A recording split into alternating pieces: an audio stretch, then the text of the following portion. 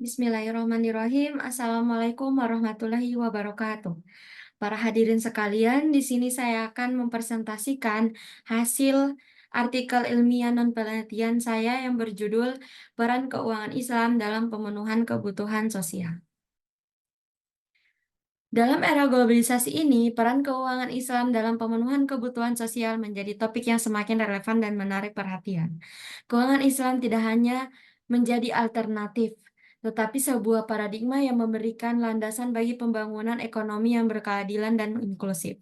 Dengan menggabungkan nilai-nilai syariah dan kontribusi aktif dalam pemenuhan kebutuhan sosial, keuangan Islam bukan hanya merupakan suatu sistem keuangan, tetapi juga solusi holistik dalam mencapai kesejahteraan masyarakat.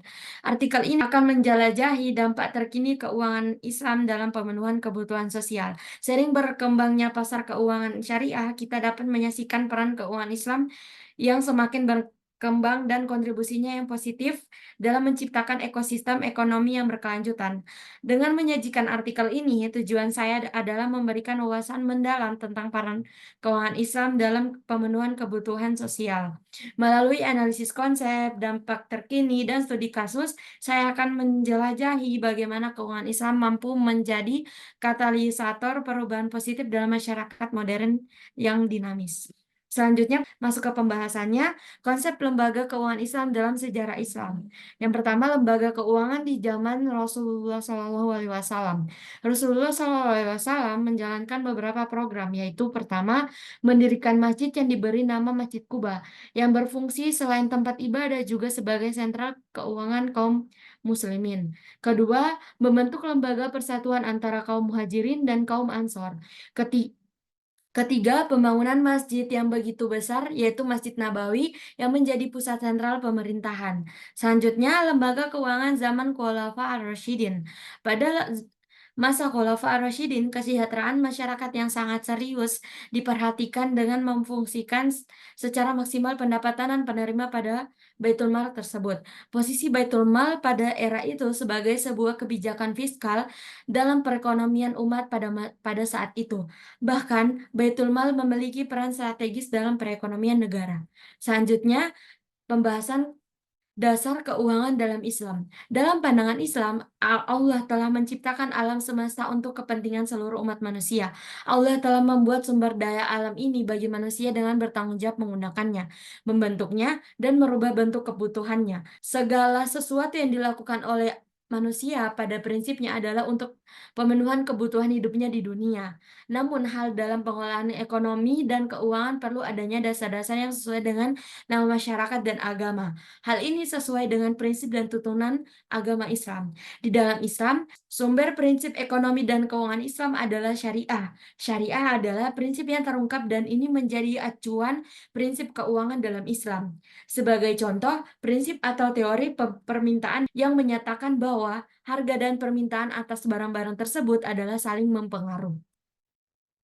Selanjutnya, prinsip-prinsip utama ekonomi Islam dalam pemenuhan kebutuhan sosial melalui keuangan Islam.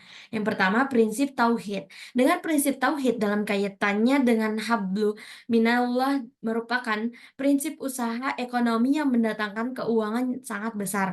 Dalam konteks ini, Allah menawarkan keuntungan dengan sesuatu bursa yang tidak pernah mengenal kerugian. Prinsip tauhid dalam kegiatan ekonomi harus menepati janjinya. Ketika membeli orang-orang beriman dibenarkannya pada mereka surga sebagaimana dalam Quran surah At-Taubah ayat 111. Demikian terlihat Allah Subhanahu wa taala dengan ketauhidannya menggunakan logika ekonomi dalam menawarkan ajarannya tentang pentingnya memenuhi janji. Yang kedua, prinsip istiqlal. Prinsip istiqlal dalam keuangan Islam mengacu pada konsep kepemilikan yang bersifat amanah dan tanggung jawab. Istiqlal secara harfiah berarti pengangkatan atau penunjukan seorang sebagai khalifah atau pemimpin yang bertanggung jawab atas amanah yang diberikan kepadanya. Prinsip istiqlal dalam keuangan Islam menciptakan kerangka kerja yang menghubungkan pemilik kekayaan dan sumber daya dengan tanggung jawab moral terhadap masyarakat dan lingkungan. Ya. Selanjutnya, prinsip kemaslahatan. Prinsip dasar ajaran ekonomi Islam mengaitkan antara prinsip tauhid dan kemaslahatan. Menurutnya, tauhid melahirkan bahwa segala sesuatu bersumber dari Allah, termasuk dalam kepemilikan harta dan kewenangan menetapkan aturan pengolahan dan pengembangannya. Karena Allah Maha Adil dan selalu memperhatikan kemaslahatan umat manusia. Prinsip kemaslahatan dalam keuangan Islam menjadi dasar bagi pemenuhan kebutuhan sosial dengan menekankan pada pencapaian kesejahteraan dan kemaslahatan umum masyarakat. Selanjutnya, pembahasan tentang inovasi produk dan layanan keuangan Islam untuk kesejahteraan sosial. Untuk memenuhi kebutuhan masyarakat dan meningkatkan kesejahteraan umum, beberapa contoh inovasi ini melibatkan yang pertama sukuk sosial, yaitu memberikan sumber pendanaan berkelanjutan untuk proyek-proyek yang memiliki dampak positif langsung pada kesejahteraan masyarakat. Yang kedua, fintech syariah, yaitu membuka akses ke layanan keuangan bagi masyarakat yang sebelumnya sulit dijangkau, terutama di daerah terpencil atau bagi individu dengan pendapatan rendah. Yang ketiga, asuransi berbasis mikro, yaitu memberikan keamanan finansial bagi masyarakat berpenghasilan rendah dan memfasilitasi pemulihan dari dampak risiko yang tidak terduga. Yang keempat, pembiayaan perumahan berkelanjutan, yaitu mendorong pengembangan perumahan yang ramah lingkungan dan terjangkau, memberikan dampak positif pada kesenjangan masyarakat.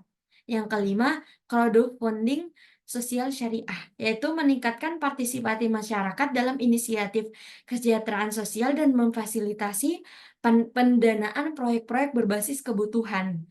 Yang keenam, pembiayaan pendidikan berbasis syariah, yaitu membantu kelompok yang kurang mampu untuk mendapatkan akses pendidikan yang layak, meningkatkan keterampilan, dan memajukan kesejahteraan sosial. Yang terakhir, atau yang ketujuh itu wakaf digital, yaitu memberikan sumber pendanaan tambahan untuk proyek-proyek kesejahteraan sosial dan meningkatkan dalam praktik wakaf.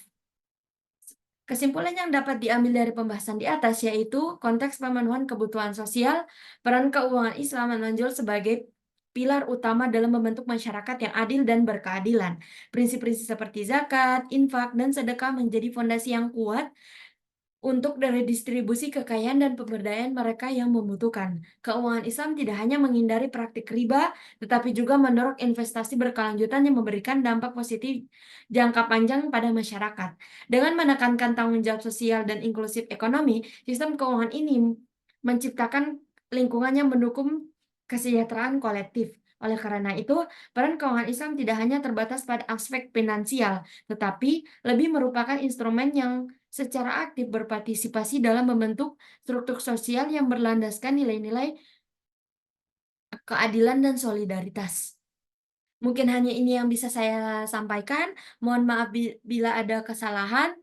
Terima kasih. Wassalamualaikum warahmatullahi wabarakatuh.